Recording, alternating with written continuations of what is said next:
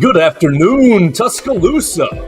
Good afternoon, Tuscaloosa, Internet World, West Alabama, downtown Northport, anywhere you're watching the Joe Gaither Show right here on BamaCentral and BamaCentral.com. I hope you guys are having a beautiful Tuesday.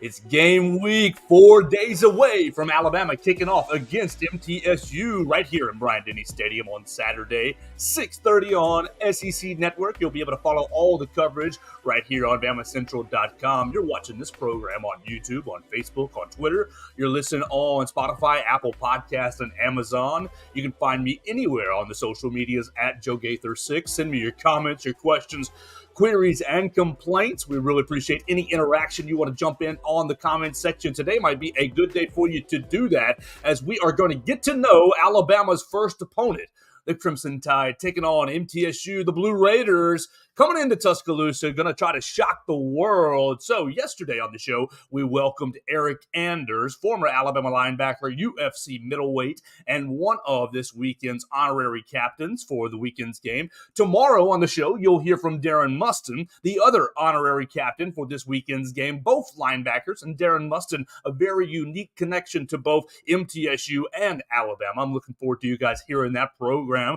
But today, we are welcoming in the enemy, so to speak. We're welcoming in Sam Doughton from GoBlueRaiders.com. You can follow him on the Twitter machine and Instagram at SJ Doughton. He's been covering the Blue Raiders for 2 years, going into his third season. Sam, thank you so much for joining us. Let's get to know the Blue Raiders. How is your Tuesday going, sir? Oh, it's going great, Joe. It's finally starting to cool down a bit here in Murfreesboro. We've had a couple weeks of 95, 96 up here. So walking into the office today was very pleasant, and it'll be a nice afternoon for the guys when they get on the field for practice later today. Absolutely. Well, we will trade right now. Are you including the heat index right there? Because our heat index have been through fall camp 111, 114, 105, just disgusting temperatures here in Tuscaloosa. Oh, I was not including the heat index in that. I'm sure we were in the 110s multiple days when we were out there for sure. They were sneaking the start times up a little bit earlier. And, they were finishing up. Sometimes I was having to sprint from the office to get out there in time because, the time that they gave me was different than the time they decided that morning, which, I can't blame them with the way that he was going. Absolutely. So we're hopeful this weekend's temperatures. The 6:30 kickoff will help, absolutely, and we're looking forward to hosting you guys under the lights here in Bryant-Denny Stadium for the season opener. The 6:30 kickoff will help. I think you're looking at a high of I think I read was about 93. So you add about 7 to 10 degrees with the heat index, but then you take some off for the evening game. It'll probably be around 99, but I will warn you, they keep the Bryant-Denny Stadium press box ice cold. You might want to keep just a jacket or a pullover or something in your bag because that press box, I do love it. I love that aspect. It keeps everything, nice and fresh, but they keep it ice cold. Oh, that sounds like every press box I've ever been to that's, not an outdoor one, I would say. So I'm looking forward to it. It'll be my first time at Bryant-Denny. I've got a chance to cover a softball game at Alabama last year. So, got a chance to experience a little bit of what that's like with the Alabama Media Corps, but excited for this one. Really looking forward to it. And just a short drive for the Blue Raiders. So always nice when you can hop on a bus instead of a plane and get to your game in a week. Yeah, what would Murfreesboro be? It's 3 hours to Huntsville. It's 5 to Nashville. So cut that in between, like 3.5, 4 hours. It's closer to 3.5, I would say, because it's about 3 straight up to Birmingham. You tack on another half hour-ish to Tuscaloosa, depending on the day. So, pretty straight shot for us. We just hop on. I think was it 65 and go straight down? Yeah. So pretty easy drive. It will be, and we hope you guys make it safely and securely and don't have any sort of hiccups on I-65. Sometimes that can happen with construction or maniacs, losing their minds in front of you. But hopefully everything goes smoothly and you guys get it. Are you driving down Saturday or are you coming Friday to wake up in Tuscaloosa on Saturday? Yeah, I'm part of the second wave of the media team here. We got some guys going down Friday with the team. Team will head down Friday. But I'll be heading down Saturday morning, coming back Saturday night. Long day for me, but exciting day for me as well. Absolutely. One of our video guys is traveling with me, so it'll be a fun time. We like this, like they said, because we have smaller school. We don't travel as many people on the road as we would like some of the time. But I'll get to travel, get to send some extra videos, some extra photogs down, and that's always good. That's exciting. Well, Sam, you've been with the Blue Raiders. You've been with Go Blue Raiders for 2 years now, and you've kind of you're very familiar with the program. Writing as a staff writer, I love that aspect. You can read him at GoBlueRaiders.com. Read his notebook. He was part of the media contingent yesterday with Coach Rick Stockstill. Pulled up that interview and I listened to that, and I listened to the Rick Stockstill show in the evening. So got a little familiarity there, but just off the bat, I mean, obviously, Nick Saban talked yesterday as well. And Nick Saban does what he does with every single small school. They got a really good team. They had this really big win last year. They're going to be really challenging for us. And he totally ignores, oh, we're a 40-point favorite. What will MTSU be bringing into Bryant-Denny Stadium just in general terms? And what's the expectations for Rick Stockstill for his 3.5 hours here in Bryant-Denny Stadium?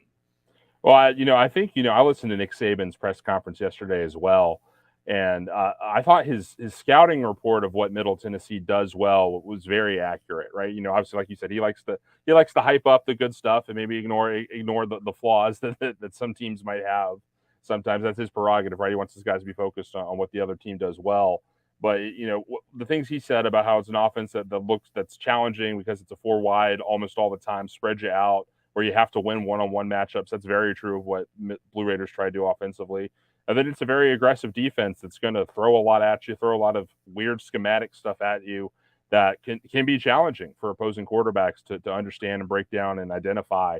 And that often, Middle Tennessee's defense historically is one of the best in havoc plays, tackles for loss, sacks, turnovers. In the country every single year. Now, if you look at the overall yards and points per game, that doesn't always translate that way. But when it's going well, it's going well, and they've shown that ceiling. As far as expectations, they're going to come in and try to win. There's no question about that. They're not just going to roll over. But I think that they want to see progress on a lot of fronts that they've made in camp, and if they can show progress on those fronts against a team like Alabama, that's number 3 in the country. People will be feeling pretty good about where the Blue Raiders are, win or lose at the end of the day Saturday. But, this is a team that went into Coral Gables last year and, 26-point dog and ended up winning by 14. So if you swing that cover, then this is a tie game this year. So who knows what might happen? I've seen stranger things happen since I've been here. But certainly understand the perspective of Crimson Tide fans and Blue Raider fans who maybe aren't expecting a win on Middle Tennessee side this week. Well, there may not be a win, but I think there's many parallels. And really, you talk about going into Miami and winning. I'd like to start there. And really, you also parallel the 2015 game with what Alabama was dealing with in its own in its own sidelines with dealing with Cooper Bateman or Jake Coker, who's going to play quarterback. It wasn't until the following week that Jake Coker really locked everything down against Ole Miss, unfortunately in a loss. You're dealing with many parallels right here. And so I'd like to ask, what was the lesson, or what was the biggest takeaway that enabled the Blue Raiders to go into Coral Gables and win? And just for all of the Alabama fans watching, I will caution you: don't lay the 40 points. I don't think that's going to be a very safe bet this weekend. Well, the Miami thing, I think, was a lot of what Middle Tennessee did well. It was things Miami wasn't necessarily best prepared for. Middle Tennessee, last year's team, and this year's team to some extent as well, had a very strong defensive front and defensive line that created a lot of pressure. And it was pressure that, sort of with the new offensive, coordinator, in that system. Josh Gaddis was the coordinator in Miami last year. It was only, I think, their 4th game. So they still weren't like super comfortable with what they were doing. And Middle got a couple quick turnovers. They got an interception on the very first play from scrimmage. They got an interception on the second throw of the game from Tyler Van Dyke that was taken back for a touchdown.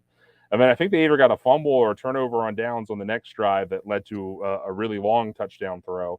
So, within a blink in the first quarter, Middle's up 17-0.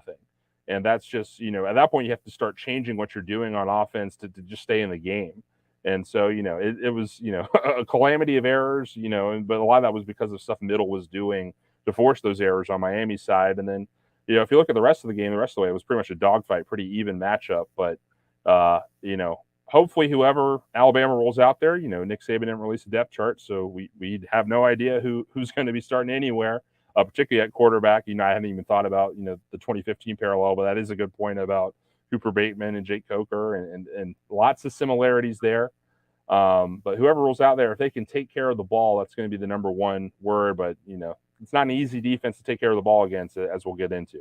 You're speaking the nightmare language for the Alabama fans who are watching right here, because that has been the main point of contention for the quarterback battle. You've got Jalen Milroe and Ty Simpson and Tyler Butner kind of off to the third, and I would expect, honestly, at least 2, maybe 3 of them to play on Saturday. But through the spring and the summer and the fall, the main point is, oh my gosh, Jalen's been a little careless with the football. Oh no, Ty Simpson's been a little careless with the football. And then the third point, Tyler Butner, can he pick up the offense in time? So there's a lot of scary language if you take it into the Miami, quick turnover here, a quick turnover there, a sack.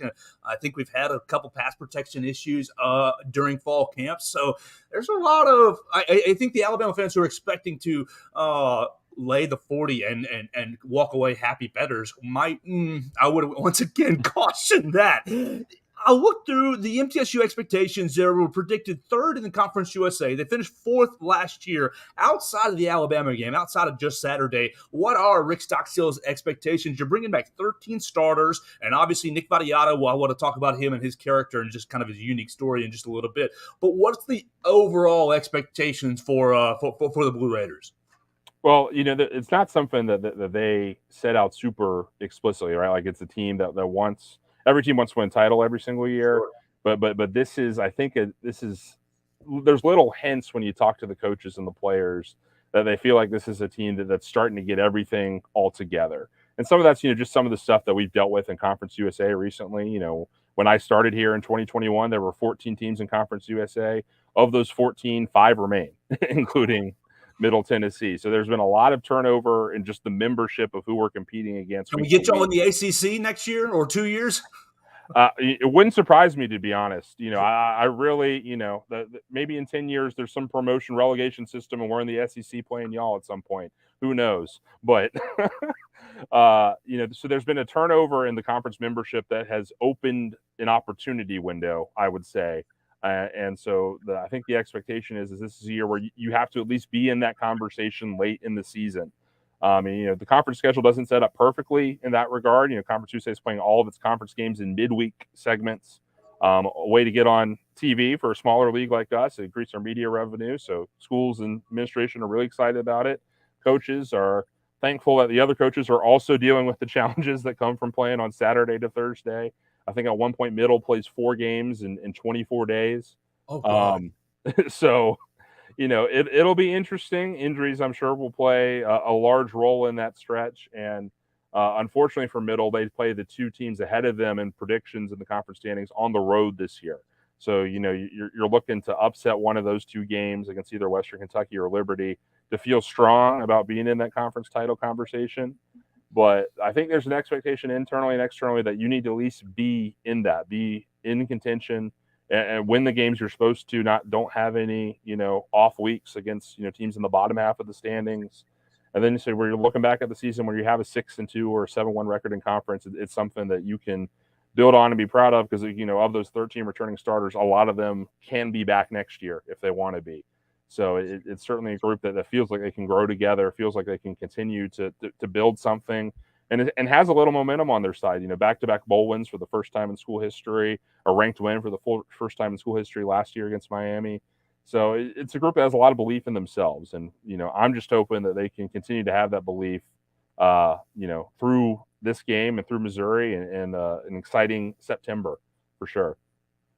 My friend Julian Lee, following us, reminds all the Alabama fans that Alabama football 2007 was beaten by UL Monroe. So there's no givens when it comes to any given Saturday. Anybody can win. I want to move. Before I get into Vattiato, what was your reaction yesterday to Nick Saban not releasing a depth chart? Lots of chatter around here in Tuscaloosa, but what was your reaction to that? It's not. It was something I was a little surprised by because obviously it's something that he's always done is release the depth chart. I didn't classify him as one of those coaches that played too much into the sort of the college football coach paranoia brain that some of these guys seem to get a lot of the times, where they don't want to give any information out that could be perceived as any advantage at all. Which I understand to some extent. It's not my job on the line. In those situations, right? But he at least seemed somebody that understood, the benefits of it, right? And I found a little bit of his discussion about how it's a distraction for the team, and the guys don't feel like that they can. People are upset their backups. I'm like, well, they know who they're running with in practice every day. They know who the ones and twos are. And they also know that can change. Like, I mean, there's positions that on our depth chart that I know could easily flip by the time that we got it Monday and the time they go out there on Sunday, just based off what happens these next 3 days in practice. If one, guys that are close and one guy plays a lot better this week, so I think I don't know if it's just something he doesn't want to reveal, if it's something he feels like there's enough people not doing that he shouldn't have to do it either now because so many other people are in that camp, which like I said, I understand. I get the pressures he's under in that regard. But I found his justification for it was a little, he could do a little better with it, but it's his prerogative. And, certainly, Middle's having to prepare for at least 3 very different styles at quarterback, and who knows where else on the field. So, certainly might help him this weekend, probably will help him the rest of the way, because I don't expect there'll be a ton of clarity at that position even after this week, heading in Texas for y'all. So, but yeah, I think if his players are distracted by who the media thinks is starting, then there's some bigger issues that you got to work out with mental toughness and like, hey, look, that's not easy for a kid to be a backup, right? It's hard to accept that role and hard to grasp your mind around the fact that there's still competition going on right now. But I think the best of them figure that out, and you've certainly seen young guys on Alabama's roster build off of that, being in that role and grow in further as their career goes on. Absolutely, absolutely. We're talking to Sam Doughton, staff writer for MTSU. You can read him at goblueraiders.com. The Blue Raiders coming to Tuscaloosa this Saturday. Sam, just a little inside baseball. After game 1 last year, he got on to my friend Nick Kelly for a depth chart question right after the game. And he said, the hardest day of my year was depth chart Monday. All the players coming in and crying about or complaining about their position. And you guys may never get a depth chart again. So there's a little carryover from last year's game 1 to why he's not giving it. But it was hilarious to me that not 5 minutes later, starting center Seth McLaughlin gets up there, and when he was asked about the depth chart, he said, "Oh no, it's not a distraction for us at all." And so well, I certainly know it can be a distraction for certain players. It's something that I've experienced here, where we've, the first depth chart of the season is often for us heavily based off of who's returning, and that might not necessarily reflect, a true freshman that's playing really well might not necessarily be on that first depth chart until they start to play, right? Just as an example, or a transfer or anybody really. And that's just sort of the way that the football staff puts it together. So they're like, we're going to take guys that we know what they are. And then if somebody shows up, we want them to be a surprise, right? Well, sometimes they don't tell some of the players that. And sometimes that gets back to us in the SID office where I work, that we're not putting out what the true depth chart is. And I'm like, well, you're starting. Like, and you're going to be announced as a starter when the game starts. It's just what's in the game notes on Monday, right? And so sometimes I think it's just they don't have enough time to explain it maybe to some of the guys, the way it works, and maybe they don't even have a real internal one because they don't want to, don't want that regimented thing. They want guys to feel like they can push up, but they know every day when they walk out there whether they're with the ones or twos, or the threes or the fours or scout team, whomever, right? Like players have a very good idea of where they fit in to the system, and whether it's a redshirt year for them, or they're a role player that's going to have a shot to start in certain situations, whether it's they're in tight competition with one guy on the team, or whether they have jumped ahead of so many guys that they can not cruise, but they got to maintain that high level of play, and they'll feel pretty safe about it. So I think his players are smart enough. I think most college football players are smart enough to get that. But I've seen it happen with players in our program, players of programs I've covered. And so, maybe there's more to it than I'm thinking. No, Oh, there's not more. You're exactly right. It's going to change. And Miss Julian is exactly right. It's going to change game to game and really throughout the season. I was an average Andy athlete in high school, and I always knew where I was. Oh, I'm playing in the third string. I'm playing on the second string. Ooh, I might be able to beat that guy out. Like, it's just silly gamesmanship. You mentioned red shirt season in your last answer, and I want to talk about somebody who had a very interesting path. Nick Vattiato he's going to redshirt apparently as a freshman, then he gets thrown in due to injury, and then last year, okay, you're back and you're going to recapture your redshirt year. Oh, you're the bowl game MVP.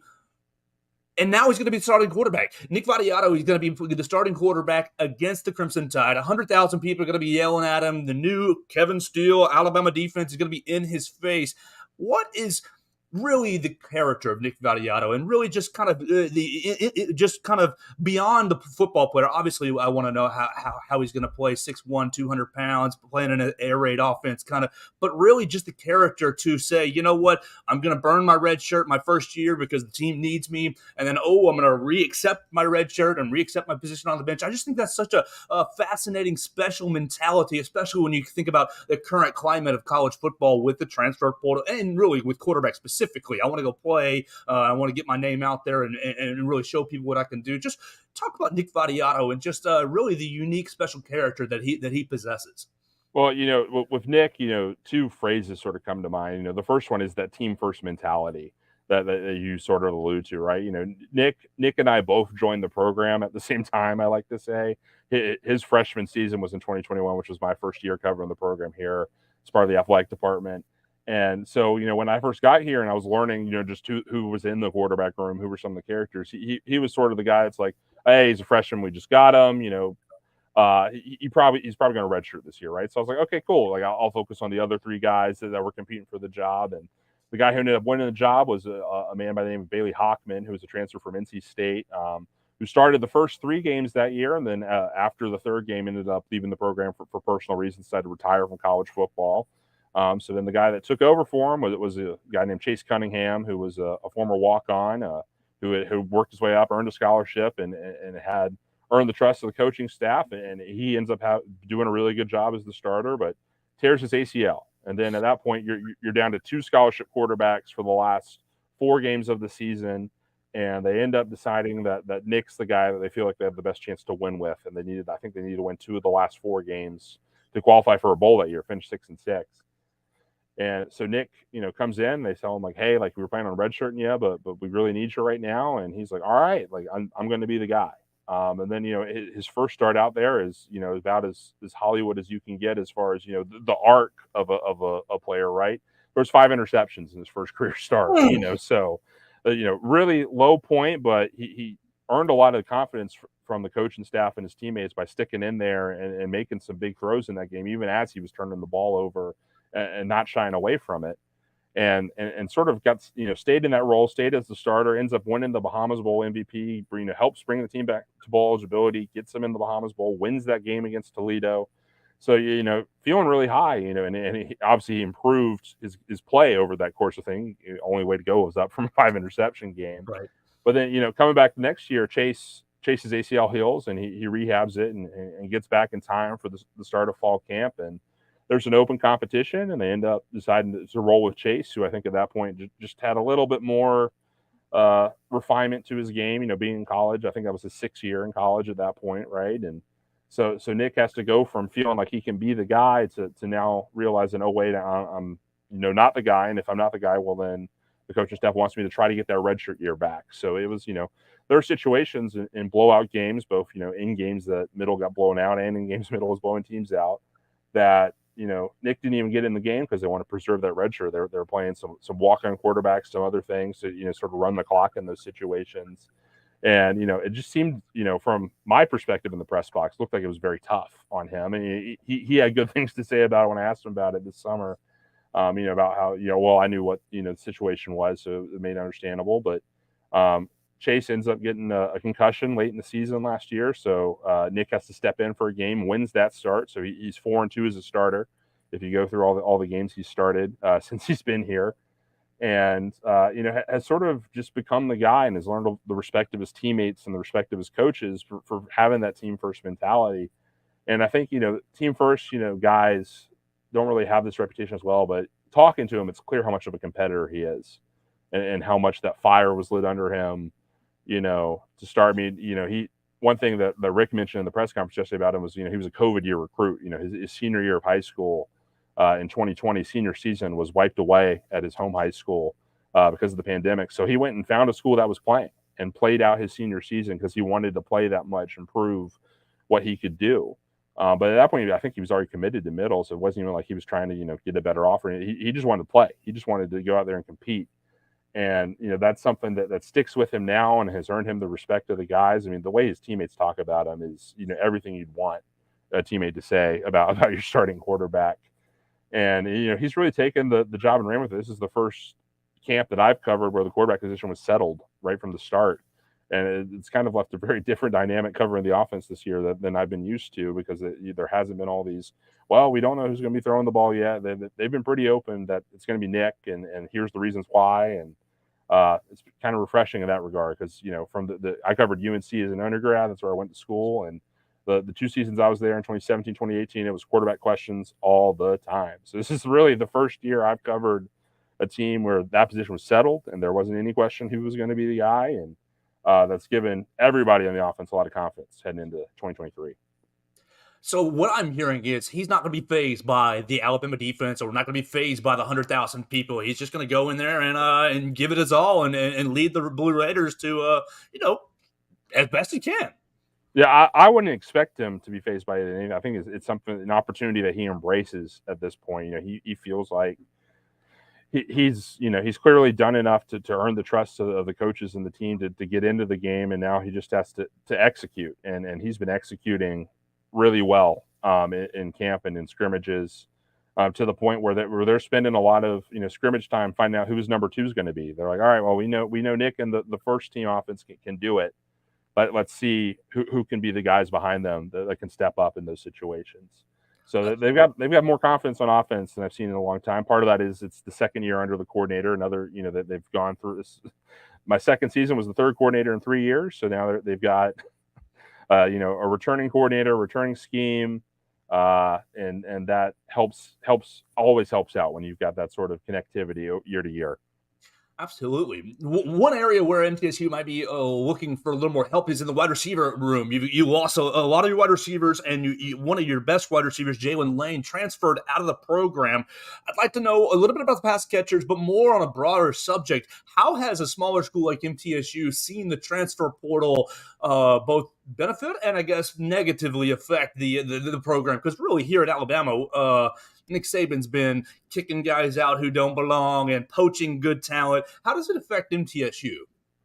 Well, we'll start with the portal, then we'll get into the wide receivers a little bit. But the portal is, I think, the best way. Our men's tennis program here is one of the best in the country, perennial top 25 team, and the coach here, Jimmy Borendane, for that says, transfer portal giveth and it also taketh. So when you're at a school like Middle, you have to understand that sometimes there's guys that do have higher opportunities, and we'll have NIL opportunities at other programs, and we'll have a chance to move on. But on the other hand, I think where it really helps a school like Middle is that you can get a lot more depth behind guys.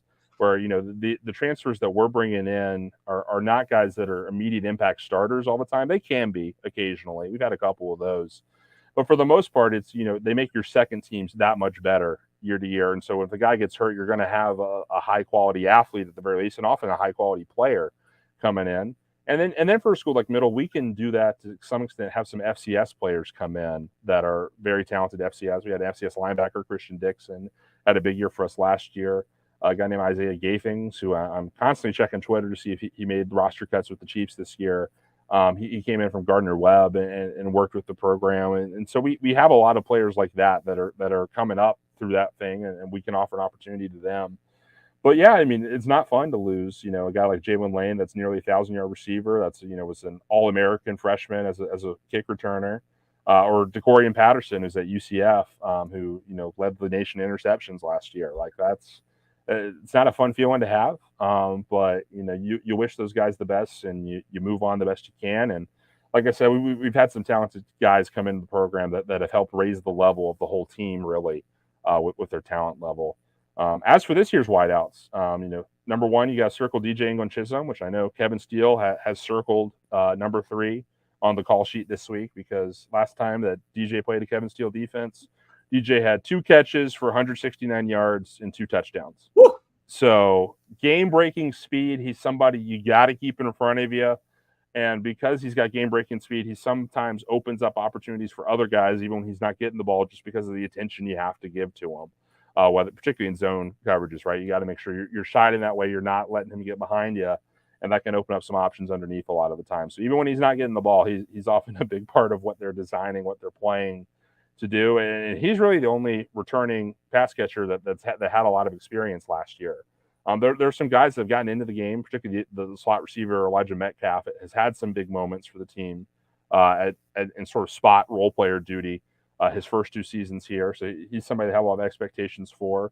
And then in relation to DK Metcalf, I don't know off the top of my head. I'd have to go look, but I don't think so initially, because I think they're from different parts of the country. Sure, but yeah, Elijah's the guy that they've enjoyed in the slot a lot. Has been sort of the backup guy behind it, and now has the nice 2 years of college weight training. That physicality level is raised from his natural town. He came in from Mallard Creek High School, which is high school in Charlotte, North Carolina, not too far from where I grew up. And then you have, I think the most interesting part of this offense is the wide receiver H position, which is, I call it like a quasi tight end. I think the H is signifying for H back, but they are bigger wide receivers they use in the slot. Okay. Which often has led to a lot of, underneath, sort of stick concepts or digs or outs and stuff like that. They get open a lot, and they get lots of, 5, 6, 7, 8 yard gains that, are short and sweet, but add up over the course of a drive for sure. And they have 2 guys they're confident in there, Jeremy Tate and Holden Willis, and a third guy that's not even on that trip, Jacob Coleman, that's gotten time with the ones this camp. So a very deep group. And the most interesting area probably, though, is wide receiver X, the other outside receiver position, which, listed as Javonte Sherman, who had a really great spring and a quieter summer, mostly just in comparison to how good his spring was. And then Justin Olson and Kalani Norris are 2 other names to know. They're the 2 bigger receiver transfers. Justin Olson from UNC, Kalani Norris from Georgia Tech. And they've had chances to show out, but coming in, they had to finish up classes in the spring, so they missed all spring ball. They've just been sort of having to learn the scheme a little bit more than other guys. So somebody that those 2 guys I think will have a big impact in the team later in the year, but whether they have an impact now, we'll see. Well, the offense is going to bring what they're going to bring, and really, I think Alabama fans were pretty confident in the Alabama defense, especially with the changes that they've made, and so we'll see how it pans out. But really, where Alabama's perspective lies is the Alabama offense against the MTSU defense. How the quarterbacks will manage against the defense, and really how they'll manage the entire season.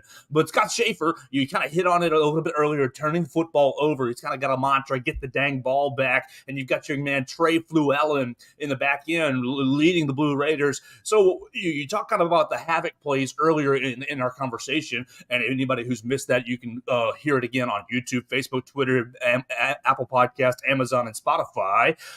What's really going to be the attitude to the defense? And outside of Trey Fluellen, or highlight Trey Fluellen, who else on the defense are we should we be circling as, oh my gosh, this is a guy that we need to block, we need to take care of this fella? Well, you should really start on the defensive line, which is where I think like everything in this scheme starts. Scott Schaefer, I think, has been here 7 years, since earning 7th season as defensive coordinator. Not too often you see that at our level, where you have a coordinator here that long, particularly somebody that's been a Power 5 head coach like he has at Syracuse. And, but it starts with the defensive front, which is, I think it's the defensive front that, size-wise, maybe it's not as big as some of the fronts in the SEC, but talent-wise can play with, would feel very at home in a lot of Power 5 conferences, including the SEC. They get after it. They're very aggressive, and they're often supplemented by blitzes, but they can rush 4 and find pressure as well. Which opens up just a lot. It's not a team where you have to send 6 to get pressure. That 4 can cause problems to a lot of teams, and that's really where it starts. And that opens up. We've had some pass pro issues in fall camp, so that's scary. I'm sorry, continue. Mm-hmm. So Zaylen Wood and Marley Cook are the 2 captains in that unit. Zaylen is a converted defensive tackle to defensive end, so he's got a ton of strength on that on sort of that outside edge. And Marley Cook's a guy that, can absorb blocks at times, but is often really good. If you leave him one-on-one, he's going to get those TFLs. He's going to get in the backfield and cause some issues. And then, when they get in the backfield, they can force bad throws and force poor decisions. And they've really drilled on executing in those situations and making sure they come down with the football and get that turnover and get the dang ball back, as Coach Schaefer likes to say. And, like I said, Ja'Cory Patterson had 7 of those 20 interceptions last year, which, it's a lot of interceptions, a lot of the league in that, and he's gone. But that still means there's 13 other interceptions that are pretty much back on that defense. And, Jacoby Thomas had 4. He's the other safety alongside Trey Llewellyn. Teldrick Ross led the nations in pass defended last year with 22, either PBUs or interceptions. So it's an opportunistic secondary. The one concern with them historically under this defense has been they had a tendency to give up bigger plays. Nick Saban alluded to that in his press conference this week, is that when they're getting TFLs and they're getting turnovers, things are going great, but when they're not generating those, they have been known to let teams slip behind them, give up some bigger explosive plays. And a big point of emphasis in camp, and the secondary in particular, has been we need to limit those. We need to not let guys get behind us. And they've done a good job of that in camp, but obviously the speed of Alabama's receivers could be a little bit of a different challenge just across the board. DJ's speed, I think, is pretty comparable to a lot of them, but having 3 guys with that much speed out there in the route, that can be a lot to handle for sure. We've been talking to Sam Doughton, staff writer for MTSU. Please go read his work at GoBlueRaiders.com, not only covering football, but covering all sports for MTSU. Go read him at GoBlueRaiders.com. Let him know that you're thankful. And follow him on social media at SJ Doughton. So you've been there. You're going into your 3rd year. Rick Stockstill actually has been there since 2006, paralleled right here with Coach Nick Saban, 1 year longer than Nick Saban here in Tuscaloosa. Can you give us a good Rick Stockstill story that maybe, or any off the wall stuff that they really, because really my only introduction is to the 2015 game, and now here in going into this week. He's got a very, it seems like he's got a very straightforward attitude. And so any insights you can give on Coach Rick Stockstill? He's got a lot of former players on his coaching staff, as evidenced by his son being the passing game coordinator, who was the quarterback here in 2015. What's your impressions, or what are your any thoughts on Coach Rick Stockstill? Well, he's old school in all the best ways, right? Like he's not somebody that's going to get in the guy's grill and practice, and unless they do something dangerous or put somebody in harm's way, whether it's tackling somebody that shouldn't be tackled or something like that, right?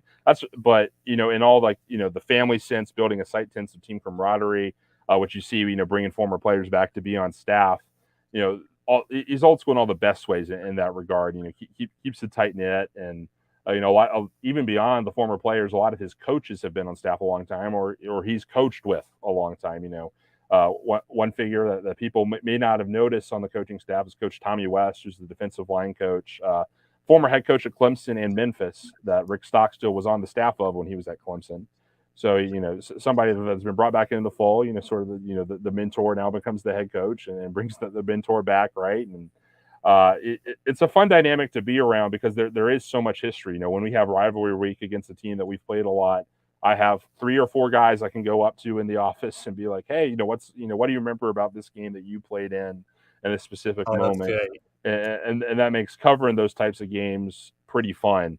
Yeah. But I think one thing that I didn't really understand about him until that Miami game last year was, at his heart, he's still that quarterback that was on like some of Bobby Bowden's first really good teams at Florida State. He's got that big chip on his shoulder and that really competitive streak, and he doesn't let it show a lot of time. He's got a really even keel on the sideline. You see that a lot, but he gets fired up in the right situations and really motivated and care, and that's why his players respect him, because his players feel like he's one of them. In a lot of ways, even with the age gap, because he played for FSU in the 70s. And, I think, having that sort of connection to your players is pretty remarkable in this day and age. And, not something you hear a lot about, but like you said, the players want to come back and coach for him. And that's really the best, endorsement you could have for the types of relationships he builds.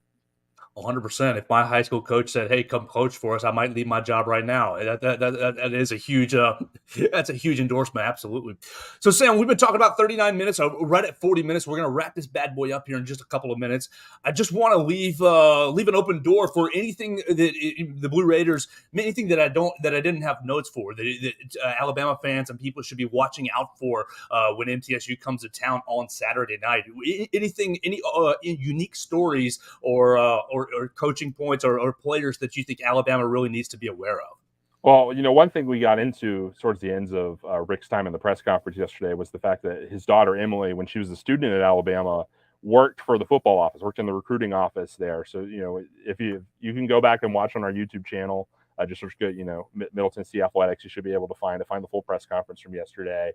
But yeah, he talked about, how Emily would, go to the SEC championship with Alabama and then come to whatever bowl game the Blue Raiders were in that year, and then go and back for the college football playoff with Alabama, and the experiences she had and the stuff there. So it wouldn't surprise me if the SEC network had a little something on that, a little picture package coming out of the timeout or something. So anyone tuning into this now, you would have heard it here first and known about it first, and you can show off to your friends watching when that happens this weekend if you're not fortunate enough to be there in Bryant-Denny. But that's just a fun little connection between Middle and Alabama this week that wasn't there in 2015. So something that was fun, and I think Coach Stockstill got a little kick out of talking about yesterday. Do you think she had more fun with the college football playoff bowl games or in the Bahamas Bowl? Come on now, tell us about the Bahamas Bowl. What's that experience like? Well, the Bahamas Bowl, you don't think about this until you have to do it, right? But that's such a logistical challenge, getting a full, football equipment truck. How do you get a football equipment truck around the country? Well, you put it on, a cab, and you drive it wherever you need to go. Well, the Bahamas is in the middle of the ocean, right? Right. So you've got to put that cab truck on a shipping vessel, a ship, and ship it that way on a ship to get it down there. So you're not even flying it there. You've got to plan out, and we had to do this in Hawaii last year too. That's the same way you got our stuff out to Hawaii. You got to, as soon as we know where we're going, like that's why it's one of the first bowls that's announced every year, because the team's got to have enough time for the equipment staff to get the stuff onto a shipping container at some port somewhere and get it to Nassau where the game's going to be. And you got to have all your stuff done. You got to have all your game stuff, your practice stuff, everything that you're going to need for the week. And so, that's a challenge. And then with the Bahamas, you got, the passport side of it too, that can be, interesting. We've had to call on members of Congress to get us into the passport office at times to make sure that everybody gets their stuff to go down there. But, it's a tremendous experience for those players and those student athletes. Most of them haven't been outside the country before. Many of them have never been to a tropical location like that before. And both the Bahamas Bowl and the Hawaii Bowl that do such a great job taking care of the guys while they're down there and making it a really fun, cultural experience for them, getting a chance to experience it. So, I think some in our fan base, can get frustrated by it because it's not an easy destination to get to, and we certainly understand that. But as far as student athlete experience goes, which is what you're all about when you work in a college athletic department, doesn't get much better than that. What was your favorite takeaway, just on a personal level, from either of those experiences or both of those experiences? Well, I didn't get a chance to go to the Bahamas Bowl just due to some COVID protocol things back then. Okay, But the Hawaii Bowl I got a chance to go to last year. And, there was, I think we had our opening press conference at like 8:30 in the morning. And we were staying at one hotel, and San Diego State was staying at another hotel. And we met at like the hotel in the middle, basically. Like there was a hotel like in between our two, and that's where the press conference was. And it was my first day there. I had like a 26-hour travel day to get there on some flights because I was at a wedding, the night before or something. And it was so waking up at 8:30 Hawaiian time, which is like 12:30 here in the Central Time Zone, 1:30 over on the East Coast. And we have a press conference just like right on the beach in the middle of the Pacific Ocean. Awesome. And I'm just like, the places college football takes you, man. And then, we got to go visit Pearl Harbor in the USS Arizona, which is, one of the most moving areas I've been to personally as an American. So it's something that I think is a must do if you ever have a chance to get out to Hawaii. And then, just getting a chance to experience, the culture of it. We had a tour guide with us that whole week that, would tell us just, about everything you could possibly want to know about Oahu and Hawaii. You know, he'd point out like, you know, this tiny house over here has $1 million value just because it's on this island, and how, you know, hard that can be for Native Hawaiians to stay on the island unless they have a well-paying job, and some of the challenges there. But it just gave me a great appreciation for the world, and you know, waking up every day at a beachfront hotel and walking out and enjoying coffee on your little porch, like, doesn't get much better than that. Well, Sam, I really appreciate your time so far today, and we hope you have a great experience here in Tuscaloosa. Everybody who's watching and listening, you can follow Sam at SJ Doughton on the Twitter machine and Instagram. He's the staff writer for MTSU. Read his material at GoBlueRaiders.com. Sam, I hope you have a great experience here in Tuscaloosa. We look forward to it. I won't be in the press box. I'll have several colleagues there. I'll have to send my BamaCentral folks, Austin Hannon and Katie Wyndham, down to say hello and thank you for your time. I hope you have a great trip down here. Enjoy Tuscaloosa and have a great 2023. It's right here, man. Oh, I'm so excited, Joe. Thanks for inviting me on this week. I hope I was able to teach your friends and viewers a little bit more about Blue Raider football. But I'm mostly just very excited the season gets started, and excited to start in Tuscaloosa with all y'all this weekend. It's always a big moment every single year to start the college football season, and we got just a little taste of it last week, but nothing quite like true week one football to get it really going. So excited for it. Best of luck the rest of the year, and hopefully, you know, I'll have a chance to talk to you later. Absolutely. We look forward to doing it again. Maybe when we collide in other sports. That'd be great. Hope you have a great day. Thank you so much for your time, Sam. Thanks, Joe. Yes, sir. That's Sam Doughton, staff writer for MTSU, GoBlueRaiders.com. Please go check him out. Check out all that work, all his work that he does. He's working right there hand in hand with the MTSU athletic department, so he gets great access. I really appreciate him spending 45 minutes. Look, it's game week for them as well, so he's very, very busy getting everything ready for the game, getting everything ready for the Blue Raiders trip down to Tuscaloosa. If you see him on Saturday, give him a wave. Go follow him at SJ Doughton. Obviously, a lot of you guys are going to be pulling for Alabama, which is natural, but we want to be hospitable hosts right here in Tuscaloosa. So that's really going to do it for our show today. Now you know about MTSU. They're going to bring an air raid offense. They're going to try to create a lot of negative plays on defense. Oh, man, that sounds very scary for me from an offensive perspective for Alabama, breaking in new quarterbacks, breaking in kind of a new first five offensive line. Hopefully Tommy Reese and them boys will be running the ball very successfully on Saturday. Look, I'm very, very excited for the rest of the week. Tomorrow on the program, you're going to hear Darren Mustin. Darren Mustin, former linebacker for the University of Alabama, 2005 to 2007, played at MTSU in 2003 and 2004, and then transferred to Alabama. Transferred to Alabama to walk on at Alabama. Had 13 brothers and sisters. Has a great story. Darren Mustin is going to be joining us tomorrow on the program, and he's going to be one of the two honorary captains for this weekend's game against MTSU. You heard from the other honorary captain yesterday. Eric Anders joined us yesterday, former outside linebacker. You can hear it on any of the outlets, YouTube, Facebook, Twitter, Apple Podcasts, Spotify, and Amazon. Subscribe, rate, review. Find us at BamaCentral.com and at BamaCentral on the YouTube channel. Let us know if you love it or if you hate it. It's A-OK. Leave us a comment, question, query, and concern. And, of course, follow us at Joe Gaither 6 on all of the social media platforms. That's going to do it for me. Go subscribe to the other BamaCentral podcasts. We've got all things Bama and Blue Collar Unplugged. We'll be back tomorrow. With another edition with Darren Mustin, former Alabama linebacker from 2005 to 2007. It'll be Darren Mustin and myself on tomorrow's edition of the Joe Gaither Show right here on BamaCentral and BamaCentral.com.